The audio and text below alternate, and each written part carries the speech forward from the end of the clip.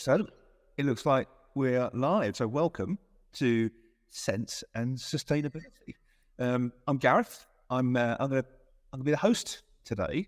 So I'm going to walk you through all these questions, and I'll make some introductions in a minute or two. But I've got 25 years client-side marketing at places like Heineken, Arla Foods, and Weetabix, and now I work for myself, a company called Big Black Door, bring all that experience, all that training to help scaling businesses. And today I'm in the Powerhouse Studio, as you can see, in Leeds. So it's a great venue hosting. So today we're going to dive into a topic that is shaping modern marketing, this idea of sustainability. And despite a growing emphasis on sustainable operations and manufacturing and products, I think it's pretty clear that there's still a gap when it comes to integrating those best principles, best practice into the way that we do marketing, to everyday marketing our jobs. So, and the guys at Powerhouse done an incredible job, and the research which they're going to publish with YouGov, and they've gathered insights from over 500 marketing decision makers across the UK. I'm going to use some of those insights as the backbone of the discussion today. So as sort of a prompt on a way into to a question. And I think if you visit the Powerhouse website, you'll be able to download the report from there. But look, this isn't a one-person show as much as I would like it to be. So we've got a collaboration here. So just to introduce our esteemed, exceptional panel of industry experts. So each are going to bring a slightly different perspective. So I'll introduce those guys. We have Elle, who's the UK director at Ads Net Zero, who's bottom left of my screen. We have Sam Blunt, who is the director of sustainability and corporate affairs at Quorn. And we have Annie Morris, who's the co-founder and head of brand at Spoon Cereals. And these guys are going to be sharing their journeys and a thorough view on the possibilities, it says here. So be sure it's thorough, everyone. So look, I'm excited to get into this. Let's get into it with the first question, if that's okay. So in the Powerhouse research, only one in five marketing teams felt that they were aware of the broader business detail on sustainability. And only 21%, so just over 1 in 5, believed that it was the marketing team's responsibility to drive sustainable practices.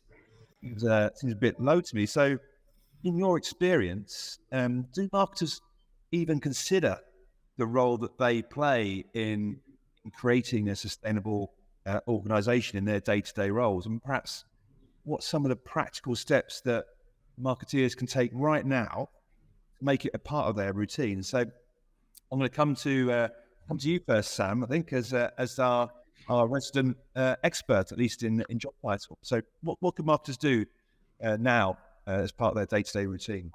Oh, good morning, everyone. It's great to be on this panel. I think if you're being sustainable in your own life, it's about extending that mindset into the workplace. So the fundamentals are exactly the same. It's about mindful consumption, waste reduction, and conscious decision-making when it comes to the main drivers of carbon emissions, which are transport, energy, and food. So there's some quite, sometimes obvious and simple steps you can take. One we took a few years ago was to get a packaging approval, was we decided to stop printing digital proofs, which were then couried around from different people who had to see them and sign them off. And we introduced packaging sign-off using digital technology to check colour print accuracy and consistency. And it completely removes the risks, the need to print these, so reducing consumption of ink, paper and packaging, and reduced emissions caused by couriers moving around. So that was one simple step. Another example is we decided to convert years ago. But again, we built a sustainable thinking into that you might do if you buy your own personal car. So we made it with an electric vehicle, and rather than have fuel generators, we have battery power generators to power the food truck. And lastly, photo shoots. We found that when we were launching new products, we would do our packaging photography much further out because of the lead time on packaging. And then later down the line, we'd do photography for lifestyle, social media. And what we do now is we consolidate all that into one shoot, which not only, cuts the environmental impact, but also saves us some money. So I think it's all about bringing your sustainable thinking into the workplace. Again, I've just been on a studio tour here at Powerhouse. That's exactly what they were talking to me about. There's a bit of extra planning perhaps required from marketeer to bring all that your requirements together, but that's not costing the environment. That's just costing a bit of brain power, a bit of preparation. Annie, I've muted you, so I'm going to unmute you again now. Sorry, Annie, coming to you. What do you think that marketers could do? Initial steps.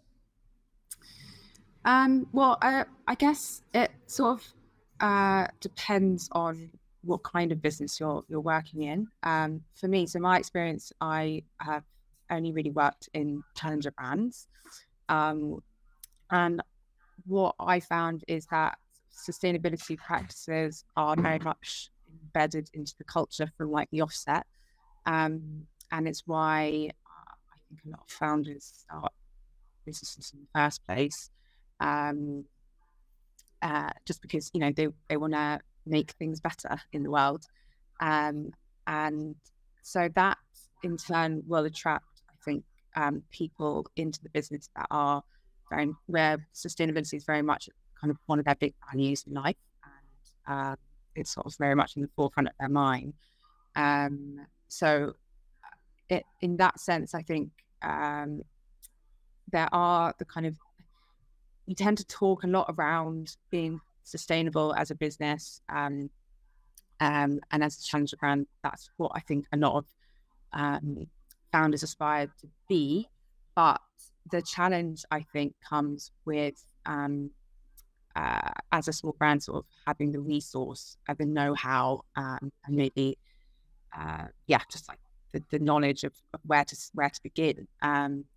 And so for me anyway, this conversation comes at a really good time, because it's something that we're discussing internally at the moment, is how can we really implement on like what we've been talking about for a very long time.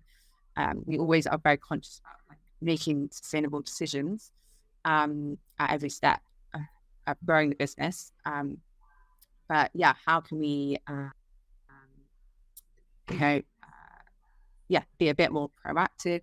And I think, generally speaking, anyone that works in marketing and wants to embed more sustainable practices into their business, I think a practical first step is just to educate yourself and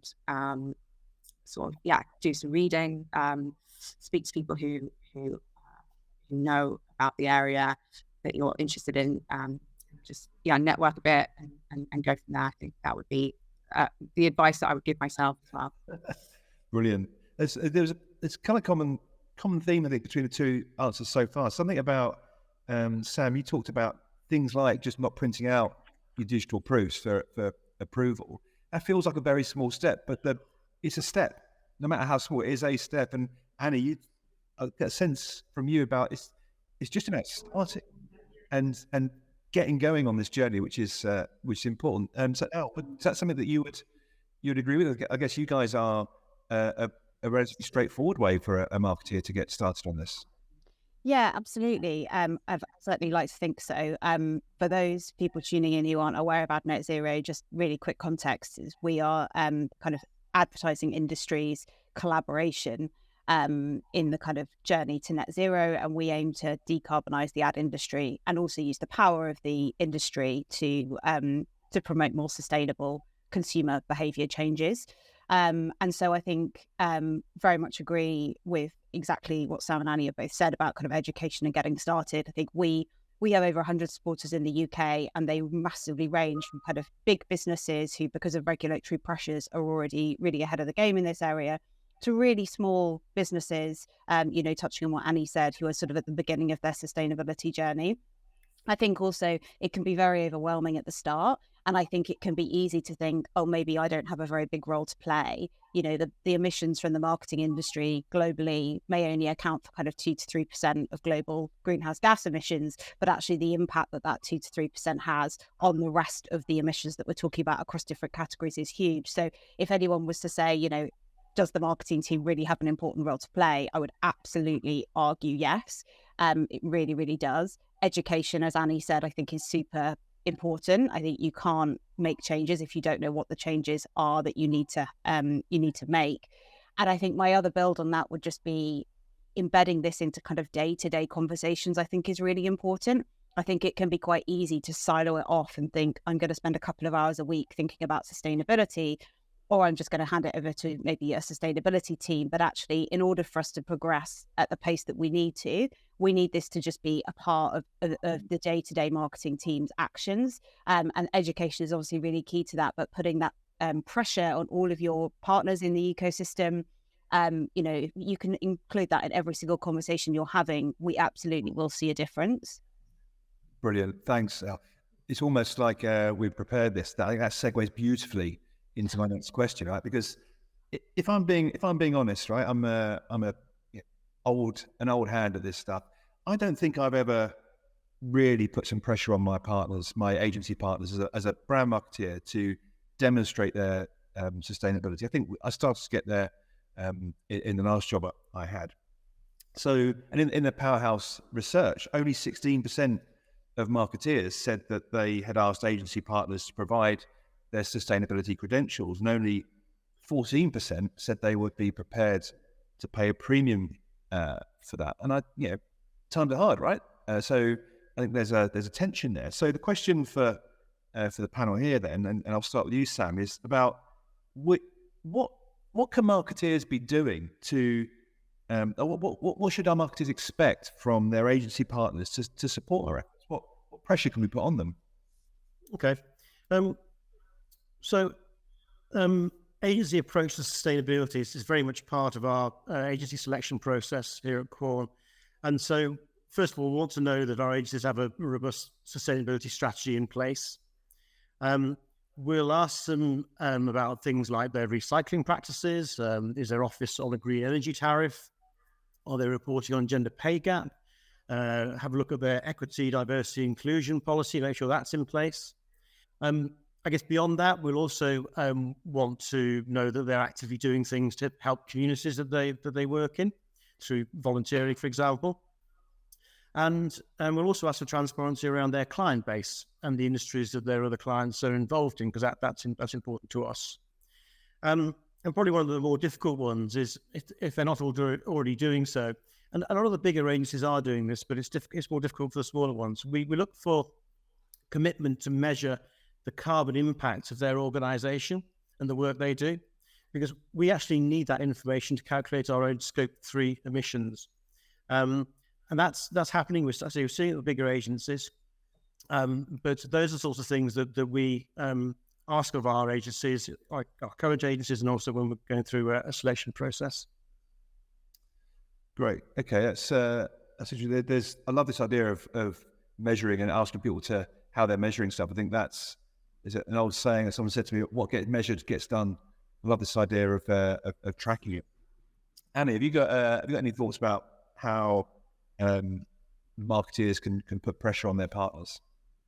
Yeah, I think, something that small brands can look into is, because obviously it's so multifaceted, and if you don't have big budgets to spend on working with agencies, one of the things you can do is apply to organisations such as B Corp, who are there to kind of support businesses in creating, like having a sort of what they call a B Corp certification, and they offer support on all sides of the business, and they help you on your way becoming a more sustainable business.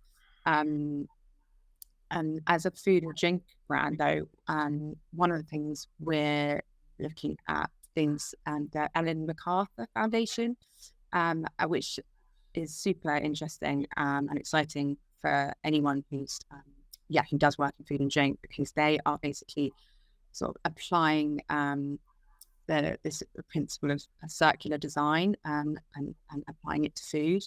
And they're trying to sort of inspire the food industry and to create sort of what they're calling, I think, like nature-led products, and kind of exciting people from that side of things, but also getting people on board by showing the commercial benefit as well. So they partner with Waitrose in this instance, and some of the top products will, most innovative product ideas or designs will be listed at Waitrose. So not only is that, helping brands on their way to becoming more sustainable and giving the tools and the know-how and support, it's also having a big commercial impact. So I guess from my side, it's like, I think as a small brand,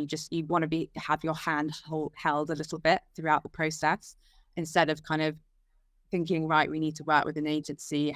We don't have any procedures in place to kind of monitor whether they're, they meet the sustainability guidelines we have in place. So yeah, I'd say kind of from my experience, that's sort of what we're looking at currently. Yeah. Brilliant. Thanks, Annie. We're going to touch on commerciality and sort of the impact on the P&L in a few minutes' time. Just want to come back to this idea of measurement, because I think that is important. So the Powerhouse research said that only 12% of the people who filled out this survey said that sustainability is a metric on their business's marketing dashboard. So sustainability isn't even featuring for 90%, 88% of people. And that I think there was some other research by Kantar that said that because there isn't this one trusted metric, there isn't this one measure that everyone uses, that's cited as being one of the top reasons that people don't do it, which seems kind of a bit weird. But because there isn't a metric, we're not going to make these best efforts. So how do we set these goals? How do we set these KPIs? And how do we track our progress? So perhaps a question for Elle first. What metrics should people be using, and how should they track progress? Yeah, it is. I mean, it's an ever-changing area, and I think that's important to say up front, that we don't have a sort of 100% solution yet. I don't think anyone has it sorted. Sam sort of mentioned it in the question before. We've just made it mandatory across the Ad Net Zero program for everyone to set science-based net zero targets that are public as well. And actually, that's a really good first step, because it's kind of the North Star for your business. As part of that process, you have to go through a kind of measurement procedure of the emissions of your business as it currently stands. You have to work with a consultant or an in-house team who really has that expertise. And I think it can really help where you go from the beginning of maybe just a lot of confusion about the kind of things that you are looking for and where those emissions are coming from. Bring in an expert who really knows what they're talking about and let them kind of lay it out for you, so you can really start to understand where are the parts of your business where you can really make a difference.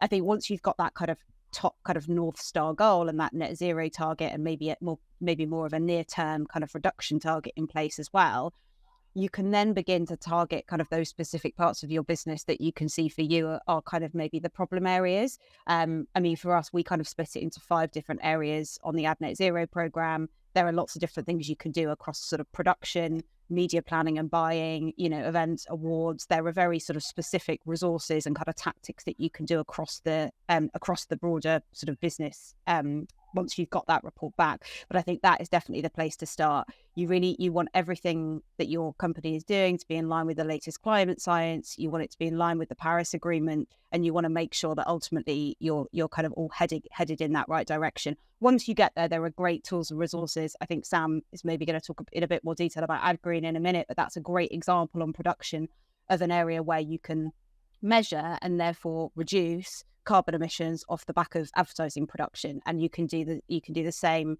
We're doing a big piece of work on media planning and buying at the moment, trying to get kind of consensus across the industry on one way of measuring emissions from that part of the industry.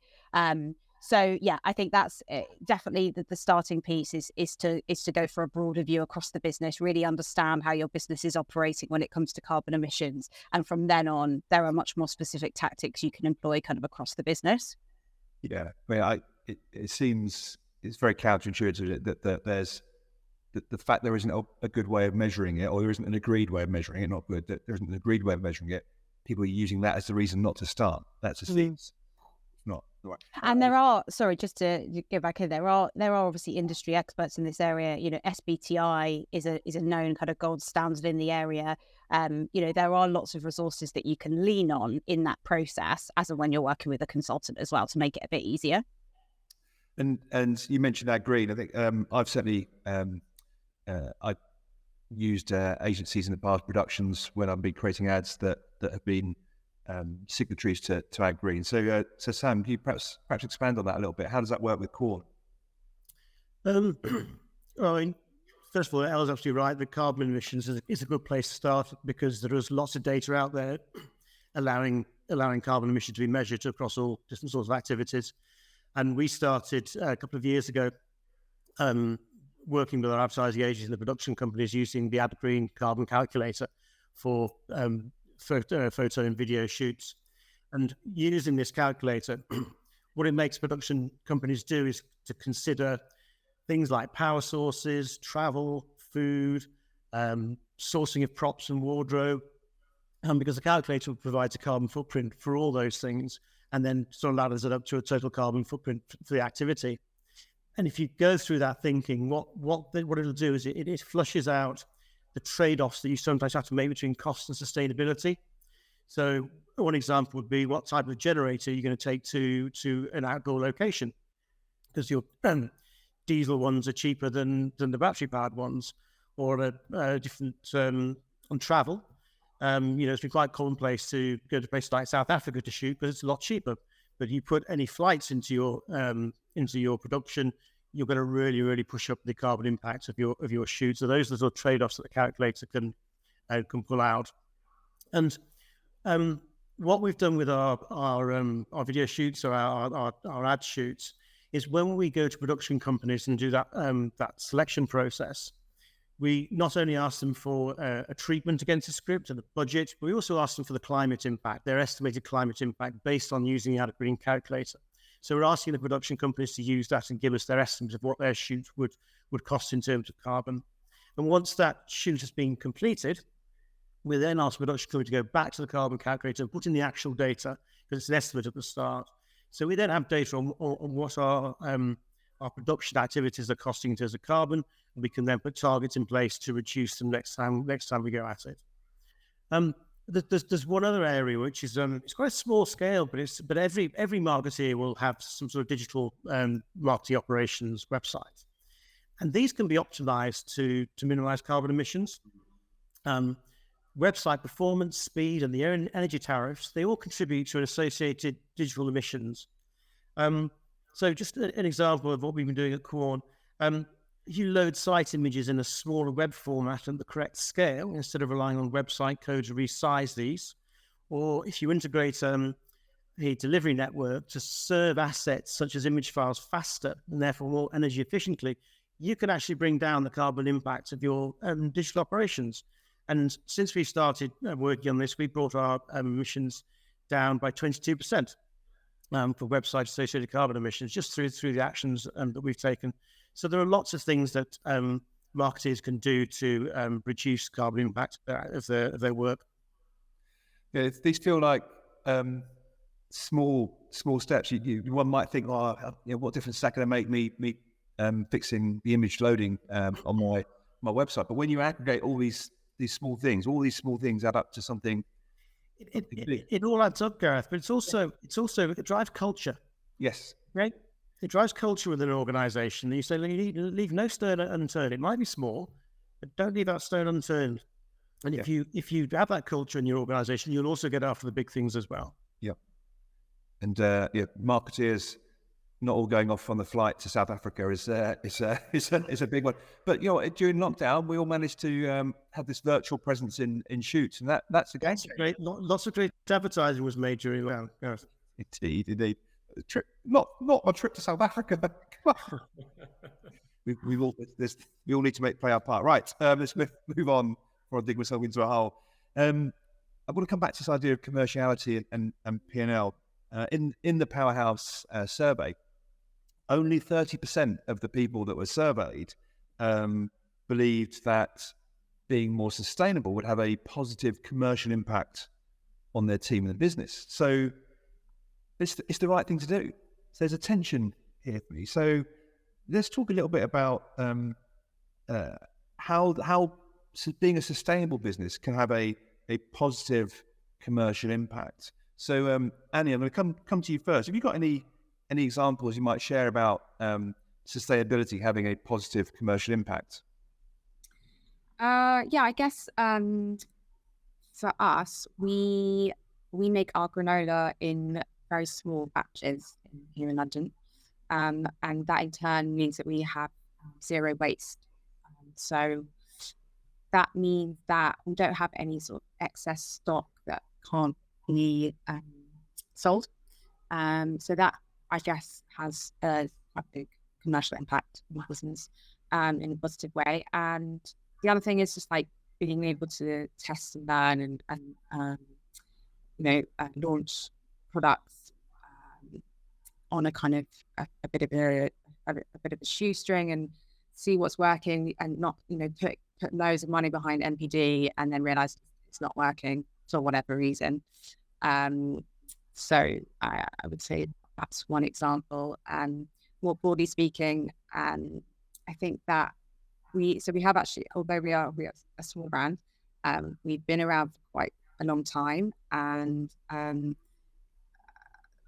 reason being is kind of the approach we've taken is very much test and learn, grow slowly, grow organically, and every decision we make is not always necessarily going to be the sort of cheapest option, but we'll always try and do things for the right reasons. And I think having that mindset, having that culture, provides you with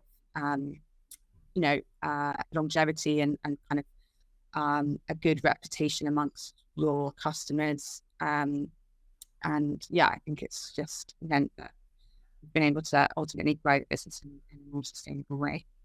I think that's something that occurred to me as you were chatting there, Annie. It's kind of an indirect commercial benefit, but it does help have a conversation with the retailer. The retail partners or the big grocers in the UK, they all have sustainability targets to hit. They all need to be demonstrating that they're doing the right thing. And so if you make that easy for them as a food brand, for example, then that has, one hopes, a positive impact on your relationship with the retailer. Yeah, definitely. So Elle, perhaps come to you next. Have you got any examples of this sort of interaction between sustainability and the P&L? Yeah, definitely. And I think actually just to start is picking up on that idea that Ali was talking about, sort of long-term sort of thinking. I think it's probably important to say that because of, we expect regulation to becoming sort of thicker and faster, I suppose, down the line on this sort of topic, long term, it will be difficult to have a business that's, running successfully without taking sustainability into consideration. So I think even before getting into the nitty gritty of how do you align commercial and sustainability KPIs, if you want to future-proof your business, it absolutely has to be something that you are thinking about and you are kind of integrating into that sort of day-to-day strategy, short and long term. More in the sort of ways that that's being done now in terms of the bringing together of these two things, I think we are at the beginnings of it. I'll be honest. I think there are lots of brands that are starting to do it really well, but again, it's not something that somebody has sort of written a playbook on and it's done. We launched the campaign Ad Net Zero Awards a couple of years ago to try and surface the best examples of this work that was happening within the industry. And I think particularly one of the things that's really come out of it, particularly on the media planning and buying side of things, is maybe as a marketing industry or advertising industry, we've become quite obsessed with over delivery for clients quite a lot of the time. It's almost like hitting KPIs isn't enough. It's over delivery is what people are looking for. And actually taking a step back and realizing that over delivery is actually wastage, because it's not actually, it's got over and above the brief actually to start with. And what we're starting to see is where we have got, agency partners starting to test out these more sustainable models, we're actually seeing that there's absolutely a way to either keep performance the same or increase performance and significantly reduce carbon emissions of, say, a media plan. Manning Gottlieb have been talking recently about their work with giffgaff. That's a really great example where that's been really successful. And then on a kind of broader scale, maybe more widely across the business, Hellman's won the Grand Prix at the Campaign at Net Zero Awards last year.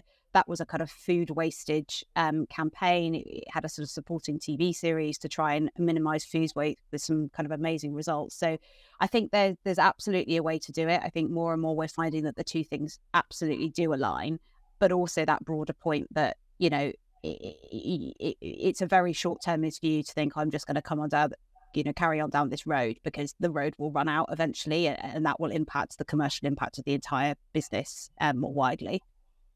Yeah, I love that Hellman's example. I think that people should look it up if they're not aware of it. But I think ultimately that comes from a deep understanding of your target audience, your target consumer, which is people don't want to throw food away because it's more expensive to go and buy new food, right? So if you can make your life easier, cheaper, better for your target audience, your consumers, whilst also doing the right thing, that's your holy grail. That's the where the magic happens. Yeah, and it's actually, I think it's a really exciting time to be in the industry from that perspective as well, because moving slightly more into that kind of sustainable behaviour piece, this is a massive opportunity. We know that consumers, they want to behave more sustainably, but actually because of lack of education, knowing where to go or which products to buy, people are looking to have those problems solved for them, as you say. And so it's really exciting. You have a business like Spoon, as Annie was saying, doing things in a different way. That's brilliant for the consumer if you can make that workable, and it's a real business opportunity for the leaders that are willing to sort of take this on sooner rather than later. So taking a risk here, don't scratch the veneer of my knowledge on this, but I also believe if you're doing the right thing and demonstrating your sustainability credentials and hitting certain targets, whatever they might be, I think there are also some financial institutions which are incentivizing that with better finance options, and that could be because the government are incentivizing them. So all these things have a direct impact on your bottom line. If you're paying 0.5% less interest on something because you're sustainable, that's incentivizing the right behaviors, and that's where real change will happen when you're getting a commercial benefit for doing the right thing. This layman is all in on that. Right. Thank you. This is a good conversation so far. So I'm just going to move us on to talk about the individuals, the impact on individuals. So in the Powerhouse report, only 17% of people believe that being more sustainable, again, this is marketing decision makers in this report, being more sustainable was going to have a benefit to their career. So again, generally speaking, people are there's a self-interest, right? People want to progress their careers often. So how has embracing sustainability in marketing impacted your career or the careers of those around you? Again, Elle, you had the mic. I'm going to come back to you again, Elle. How's embracing sustainability helped you? Well, I'm going to come back to something Sam raised actually on the first point, which is that if as a consumer, and everyone that works in the marketing industry obviously is a consumer as well, just a regular person, and if as a regular person you have an interest in the kind of world around you and you want to sort of do the right thing, that idea of bringing that into your working life, I think, is really intuitive. Actually, certainly for me, that felt like a really kind of important thing to start to be doing. And I think similarly to the point made about future-proofing businesses, I think if we're saying that this is a way to future-proof businesses, which I fully believe it is, then that trickles down to individuals as well. Ultimately, the role of the marketing department, I believe, is a really, really important one in tackling the sort of climate emergency. That means that the role of the individuals is really important, and we can't have that impact if the individuals themselves aren't educated and equipped to have those conversations. So I would say it's going to become one of those kind of knowledge and skill sets in a sort of broader marketeer's toolkit, to be honest. I think just as it's an issue in the world around us, that absolutely trickles down into marketing. Sam mentioned marketing driven culture. That's absolutely what marketing does. And this is a very, very significant, probably the biggest challenge, we've got in our lifetime, socially and culturally. So of course it's going to have a massive impact on our day-to-day careers. So I think that's where I would encourage people to look at it. I think you don't want to feel like you're the last one on the train. You want to feel like you're proactively being able to make a difference. And like I said, there are those really exciting opportunities as well for those people who are willing to embrace it earlier on. You never know where that journey may take you. So I would just say absolutely dive in. And ultimately, if you're able to find a way that unlocks commercial benefit whilst doing the right thing, blimey, you're going to be catapulted in your career. Exactly. So, yeah. I think we're good. Right. Brilliant. Thanks, Elle. Great answer. Sam, what about you? How could this work? I guess you've got a job out of it, right? Yeah, I guess you could say that.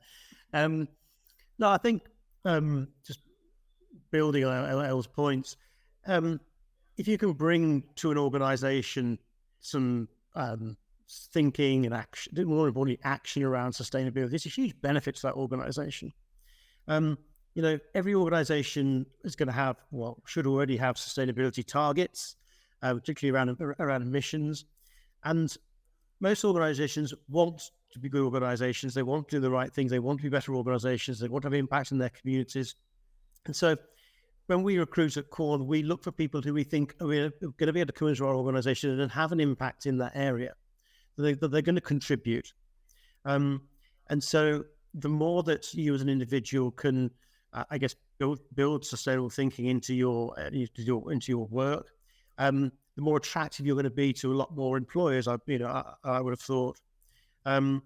So it is about embracing it. It's about demonstrating to employers what you've done in your role to improve the sustainability of your organisation and what you do. I think that's my advice to people.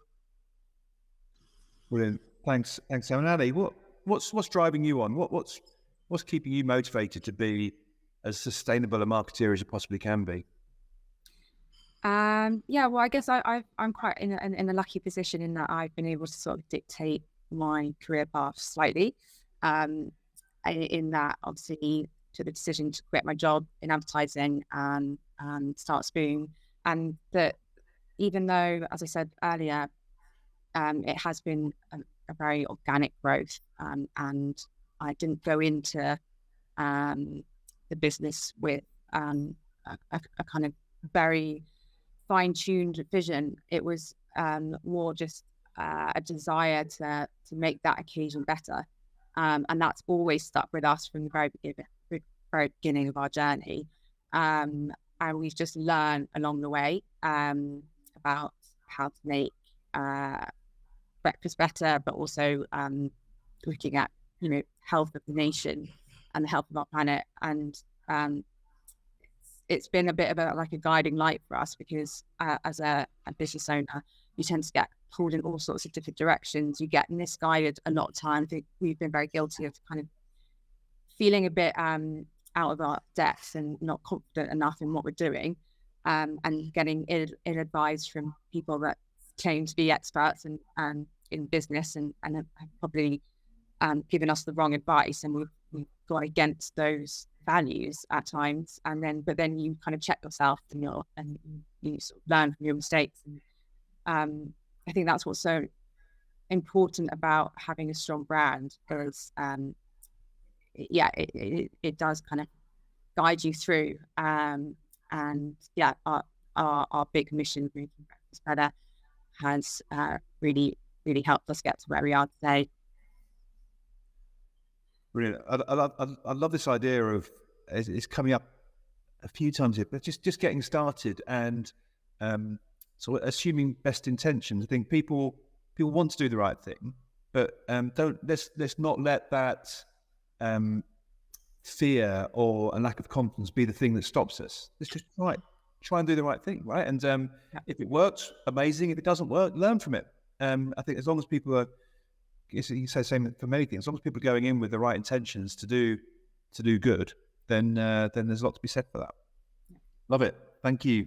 Thanks, Elle. And building on that, then, the next question is based around another stat in the report, which interested me. This idea that 48% of the people surveyed said that their business is committed to practicing sustainability to the best of its ability. That's less than half.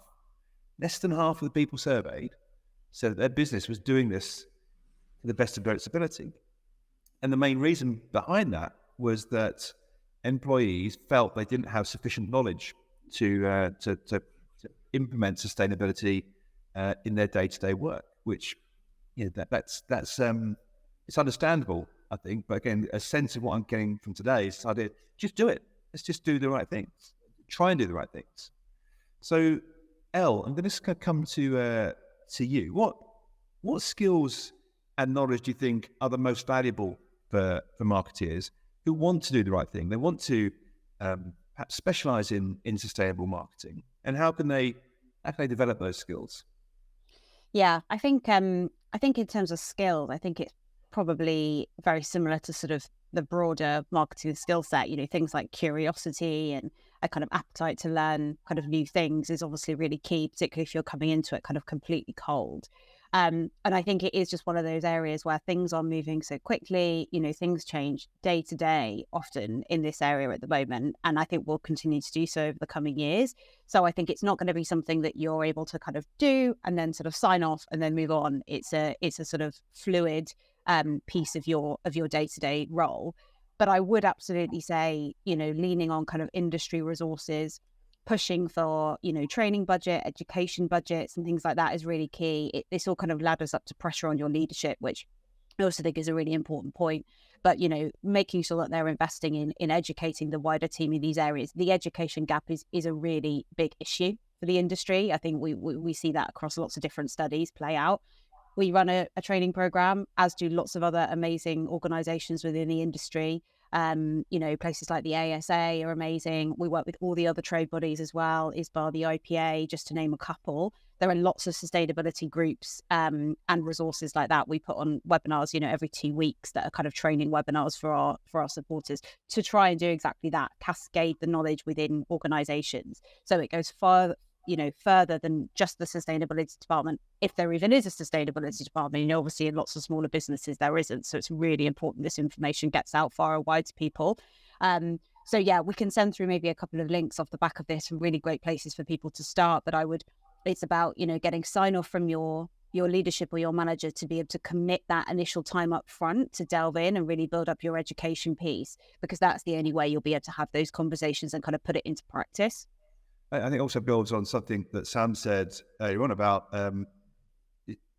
if you're only doing this for purely selfish reasons. I don't think anyone is, but one becomes more employable. One becomes your career trajectory potentially is enhanced by having these strings to your bows. I think that's great. And there is. Oh, sorry. Yeah, okay, carry on. I was just going to say I'd flip that as well, and I say that I think we've got some research that shows that it's also a talent issue for organisations themselves. So in terms of retaining talent, this is really high on the list of lots of people who are looking to move jobs or applying to jobs. So if you don't have your sustainability credentials straight and you're not able to answer some of those questions, you will end up losing out on kind of the best talent longer term. So I think it very much works both ways, actually. Yeah, brilliant. And so I'm going to stay with you actually, Elle. That so you talked about ask your leadership team. Let's get yourself some budget perhaps or some training from your leadership team. In the survey from Powerhouse, they said that only 20%, so 1 in 5 people, were willing to have a challenging conversation with their line manager about sustainability. And I guess that's kind of part of it. That's shocking. It says something about the culture of marketing departments, right? Which is hideous. So what can people do? How how can people approach their line managers? How can marketeers approach their senior stakeholders to have what could be quite a challenging conversation? Have you got any sort of tips or advice for them, Elle?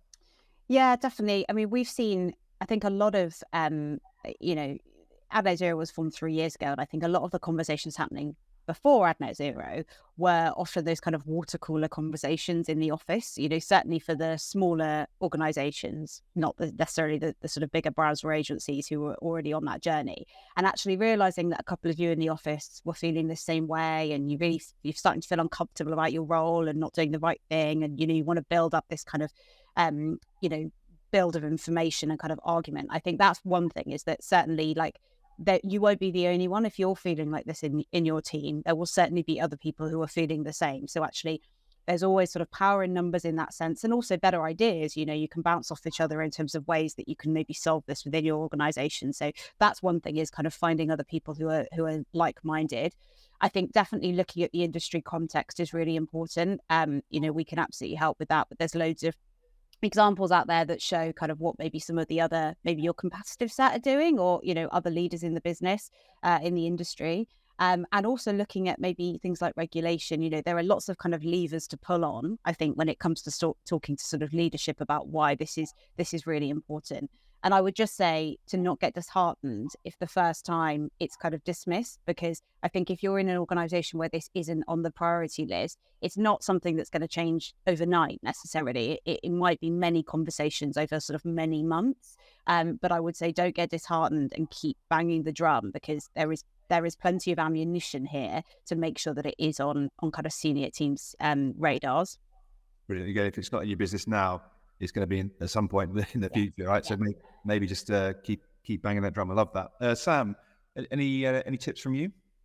Yeah, well, Al's made a lot of good points there in terms of the importance of sustainability in organisations getting greater and greater, both into the retention but also the reporting that's coming down the line. And so my advice to people would be, as Ella said, first of all, equip yourself some knowledge, get some training, be inquisitive. If you haven't got anyone in your organisation who's a sustainability expert, if you've got someone, go and get some time with them and learn from them. If you haven't, then find some external training. And if you have to find the budget to get that, then it's a question of explaining the points about the importance of sustainability to organisations, to the senior stakeholders, and getting that training. You know, there are some fairly cost-effective courses out there. And I would hope that most employers now are wanting to offer their people that sort of thing. And I imagine there are probably some smaller companies out there that may not have a sustainability strategy. And if they don't, and you're interested in it, have a go at writing one. A lot of it is just common sense. And if one doesn't exist already, yours isn't going to be any worse than the previous one. And you know, to reach out to your network outside of your company, contact people. Use LinkedIn if you want to get some help, because there are lots of people who are very passionate about sustainability who will help you. And if you do have a sustainability strategy in your organization, get to grips with it before you go and have conversations with your senior stakeholders, so you can always relate back what you're asking for to the strategy, because presumably they'll have signed off the strategy. So if you can show how what you're asking for fits in with that strategy, hopefully you get a positive answer. Brilliant. Thanks, Sam. Great. This is a great advice here. So, Annie, you're an owner. You're a business owner. What do you want people to be bringing to you? Tell me how we should approach you. Yeah, I mean, we're all open ears, to be honest. We like to be challenged. My co-founder Johnny and I, and you know, we are a very small team at the moment, and we do have our head of operations, who is extremely passionate about all things, sustainability, and she's always going on at us about, you know, what we can do to be more sustainable. And she's been heading up a lot of our sort of processes in terms of sourcing, packaging, and ingredients and stuff like that. And she's like hot on it. So we're lucky to have her. But yeah, I guess I can imagine it being quite hard if you feel like if you're at a slightly large company and there's a lot of bureaucracy, and it can be I can imagine quite intimidating. But I would say most good people should be open to hearing your ideas, and they should feel lucky that they've got someone that's being proactive, and having an opinion, and ultimately pushing your business forward. We want to be able to grow our team to a much larger size, and we want people on board who are going to push us and challenge us. So if you are feeling intimidated at your current place, come and knock at the door at us, because we hopefully aren't too intimidating. Again, you back to what Elle was saying about sort of talent and retention, right? That if you're not an open culture, I mean, that says more about the culture of the business, I think, than sustainability. So I'd encourage people just to think, well, what's the worst that could happen there? You're not asking someone to spend millions of pounds. You're talking about a sustainability crisis, right? In a global crisis. People be aware of this, and you're trying to push that agenda and do the right thing. So, which as we've heard a few times today, has positive long-term impact on a business's ability to be around in the long term. So, that tide is coming. So look, we're gonna wrap up in a second. I'm going to ask you all just for your sort of top tip, one top tip, okay? So keep it punchy. If I'm a marketeer listening to this, I am listening to this conversation. What one thing should I do tomorrow? Well, I'm going to listen to this. Give me something that's different to do tomorrow when I get back to my day job. And maybe I'll start with you, Annie. I would probably find a case study for a brand that is doing it well and that you find inspiring, and present that to your stakeholders. That would be my one. Love it. Thanks, Annie. I'm going to go round left. So Sam, you next. If you're in a marketing role, I would go and look at what tools are out there that can help you reduce the carbon footprint of the activities that you're doing. Climate change is one of the biggest issues we've got facing us. Carbon emissions is responsible for that, and you could have an impact in your role. And there are tools like AdGreen out there that will help you. Brilliant. Thank you. And Elle, is it going to be everyone needs to sign up to Add Net Zero? I would love it to be that. So you've said that for me, so I don't have to. I'm going to say education, but so that you have the ability to have the conversations day to day with your partners. I think try and introduce those conversations day to day with your partners. It will make a real difference. And to Sam's point, it will culturally change the business as well, and your relationships with partners, which we all know is really important to the workings of our industry. So yeah, that would be my one call to action. Brilliant. Thank you. That's the end of the questions. Just going to try and wrap up. You can see I've been taking a load of notes here, right? Trying to create some themes that came out of today's session. So for me, some of the key takeaways were around just starting. Just start it and assume positive intent. Something about what gets measured gets done. And I forget who it was who said it now. Somebody talked about making it public. I love that idea of, it's like if you're trying to lose weight or trying to run a marathon or something, if you tell people, that you get held to account to that, right? So that's a good thing. There's something about creating that environment where it has a positive impact on the commercials or P&L, and no matter how small that is, the increments of it will be will accumulate over time. And then the last theme I had, which is where you ended there, Elle, is about educating yourself. I've heard a lot of resources mentioned today. I think the support is there. So people can go out, find these case studies, find examples of other people who are doing it well. And no matter what size your business is, I think there's an opportunity to bring that into your business. So they were my key takeouts from today. So all that remains for me to do is to thank everyone for attending. If you're watching this, thank you for joining us. I want to thank Elle, Sam, and Annie for being brilliant guests today. I've learned a lot. It's been great to chat to you. And then also just to remind people that the Powerhouse report, the survey they did, it'll be available on their website. So have a look at that. So thanks for joining us. Thanks for listening in, and we'll see you soon. Thank you. Thanks, everyone. Thank you. Goodbye.